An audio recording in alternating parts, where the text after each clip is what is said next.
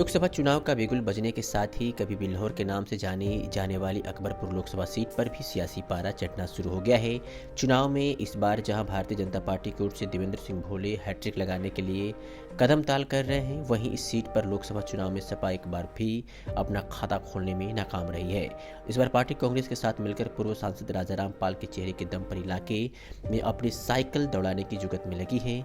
इसके अलावा 2 बार लोकसभा चुनाव में जीत का स्वाद चख चुकी बहुजन समाज पार्टी बसपा इस बार ब्राह्मण चेहरे राजेश द्विवेदी की बदौलत सोशल इंजीनियरिंग की मदद से चुनाव में जीत का परचम लहराने के लिए मैदान में उतरी है। हालांकि सभी दलों और उनके प्रत्याशियों के पक्ष में कई तरह के लाभ और कई तरह की चुनौतियां भी हैं, क्योंकि सभी पार्टियों ने चुनाव की घोषणा से पहले ही प्रत्याशियों के नाम का ऐलान कर दिया था। इसलिए माना जा रहा है कि सभी के पास चौथे चरण के चुनाव से पहले तक अपनी कमजोरियों व चुनौतियों को दूर कर जीत हासिल करने का समय है।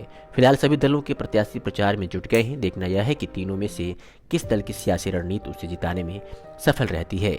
ताकतवर भाजपा की ओर से चुनाव मैदान में उतरे देवेंद्र सिंह भोले लगातार 2 बार सांसद बन चुके हैं। भाजपा के फुट सोल्जर्स से लेकर आरएसएस के कार्यकर्ताओं का नेटवर्क उनके पास है।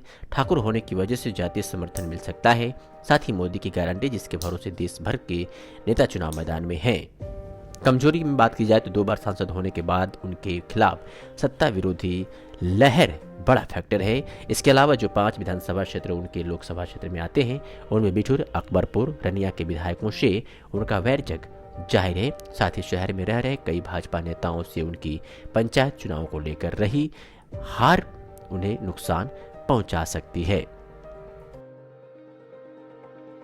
ऐसे ही अपने शहरों की तमाम छोटी और बड़ी खबरों को देखने के लिए 365 दिन खबर चैनल को सब्सक्राइब करें और बेल आइकन दबाना बिल्कुल ना भूलें।